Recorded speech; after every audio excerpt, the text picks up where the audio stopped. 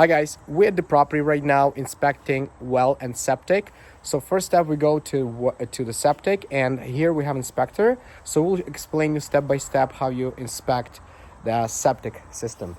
Okay.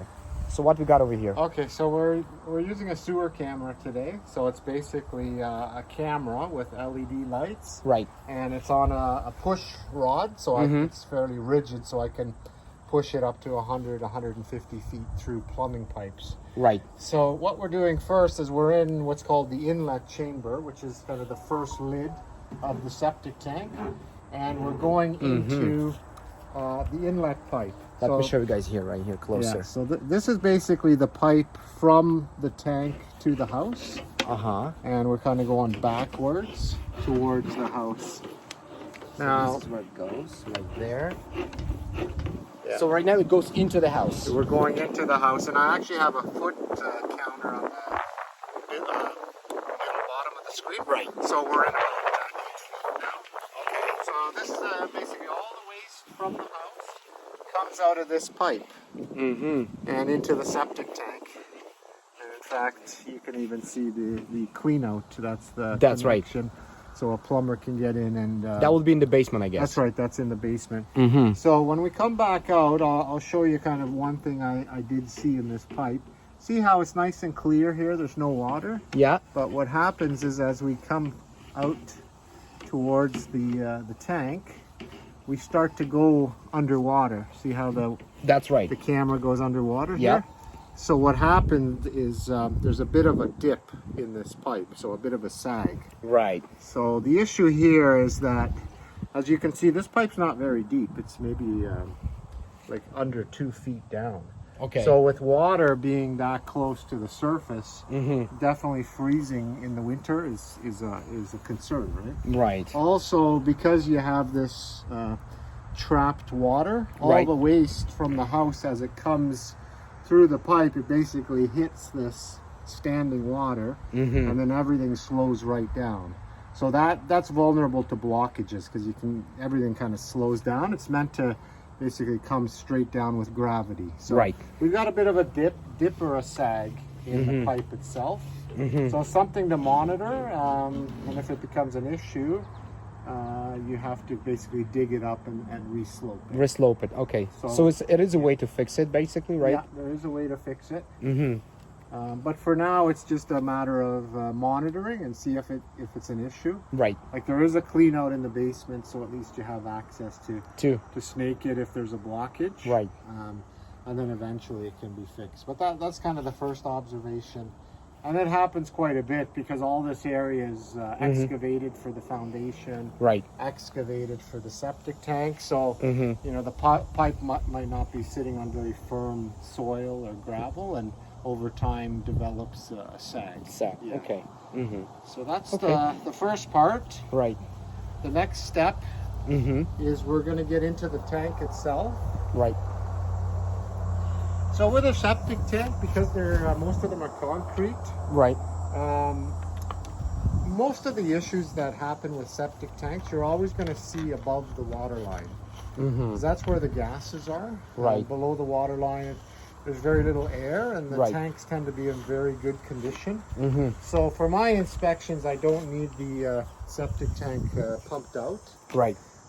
So I'm looking for the septic tank to be kind of in its operating day-to-day condition.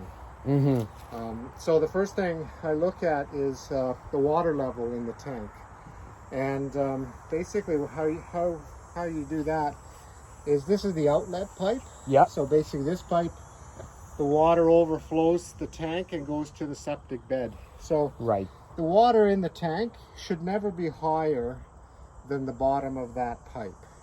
Because that's what's telling us is that the tank fills up and then overflows. So if it's too high, like if that pipe was underwater, then that would tell us there's some kind of obstruction in that pipe or in the bed itself. Like there's something going on, it's not taking the liquid. Correct. If it's too low, and if the tank hasn't been pumped out recently, it could be a crack in the tank. So the water is bypassing the bed and actually leaking out of the tank. So that's the first thing you look at before doing anything is the water level. So with this tank, we're fine. We're at the So proper water level here is fine, We're right? at the proper level. Yeah, Perfect. It's right at the bottom. Yeah. Right. So now we'll go in with the camera again, and I just have a little pipe here because the camera's not very rigid. The cord. To Right. It. So this pipe just allows me to go inside the tank itself and look at the tank. So this is a modern septic tank. So meaning it has two compartments. Two compartments. Two chambers. That's why you see the two lids. Right. There's a wall that separates the two, and that's what we're looking at here. This is what's called the interior baffle wall. Right. And how that wall works, it goes all the way down, but has openings about halfway. So the cleanest part of a septic tank will always be right at the middle. So the scum, what you're seeing here on the surface, Yep. that floats. The sludge goes to the bottom. Right. And then you get this clear zone in the middle of the tank. That's called the effluent. And it's the effluent that's able to go from this chamber to that chamber through the openings about halfway down. That's why if you look at the water in that chamber, it's a lot cleaner. That's right. Yeah, so That's right. Because it can't get by this wall. So it only lets in the clean liquid. So that's, by looking at that, we know that the wall is working fine, but we're just also inspecting it too. There's a gap at the top. That's intentional because you want the sewer gases from the bed to come back and go up to the plumbing system and the main vent out through the roof. Right. So that's why there's a gap for the gases to come back from the bed to the plumbing system. So that everything looks good. I pay attention to the ceiling or the top of the tank. I look for cracks just to make sure heavy equipment hasn't run it over, which looks fine, nice and clean. And Very good. again, something else you can tell by looking at the top of the tank is if this tank has ever been backed up. So see how nice and clean it is? It's not stained. So meaning the sewage has never completely filled this tank. Where it's stained. So it works fine, basically. Yeah. So visually, there's no indication that there's any issues with this. So that's the inlet. We'll just quickly go to the outlet. Yep. This is a smaller chamber. So that wall we were just looking at, that's going to be a lot closer to us now. As you can see it right there. That's the wall there. Right. Yes. Yeah, you can clearly see in the water. Yeah, so you can see the tank's in nice shape. And then this is the outlet baffle here. So this piece of plastic, it just acts as a dam around the outlet pipe. So anything that's floating in the tank is not able to get into the outlet pipe. Right. So that's another way that the water going out to the bed is the cleanest it can be. Okay, so very interesting. It looks good. Tank inlet pipe, just a bit of a sag. And now what we're going to do is take the camera into the outlet pipe. So now we're going into the outlet pipe, which goes into leaching bed. The leaching bed, yeah. Okay. Yeah. So now we're not sure where the leaching bed is here, because it could kind of go to the left or to the right. So that's right. And the homeowners don't know it either. So. Okay. So hopefully we're going to be able to see it. Now we've got a bit of water in this pipe too. As you can see, the camera is underwater. Right. But it does come out, as you can see. Yes. So again, it's a bit of a sag, a dip.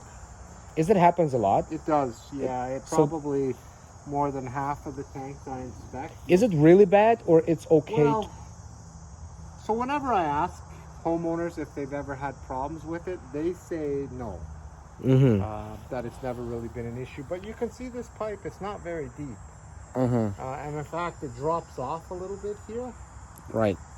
So you know what I think? We are going to the right now. So you see this little mound here? Yeah. That is where the pipe is.